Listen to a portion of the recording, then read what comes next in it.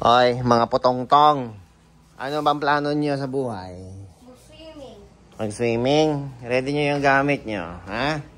Mga potongtong. Ito, isa si potongtong. Nasunog na yung mukha ni potongtong kahapon pa to eh.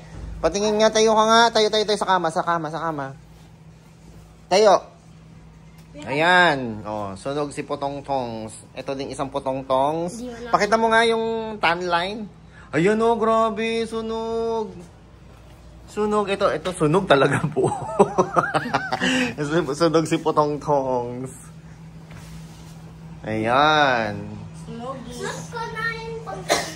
Hindi, pipicturean ka pa wearing your Boracay, this one, Boracay outfit. Ngayon, ikaw din, pipicturean muna kayo sa may beachfront, tapos saka nyo susuotin doon na sa beachfront. Si Amira, hindi na ito magsiswimming kasi ano to siya. Ang tawag dyan? Masakit na yung putoy-toy niya. Ay, yung likod, mahapdi, parehas kami, mahapdi na yung likod namin, kaya hindi na kami magsiswimming. Pero doon na lang kami sa may tabing dagat, babantayan namin itong mga bagets na to. At today, ang ating last day, we're going home, finally! 11 a.m. ang ating check-out. At ngayon, mag-swimming tayo 8 a.m. hanggang 10.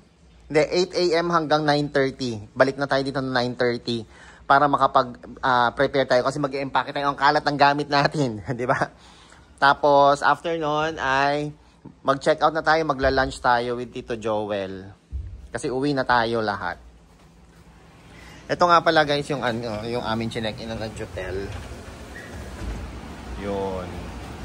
Ayun yung outside. Tapos dito nag-swimming yung mga bata. Yan, kahapon na nag-swimming yung mga bata. Yan, yun, La Carmel at Deborah.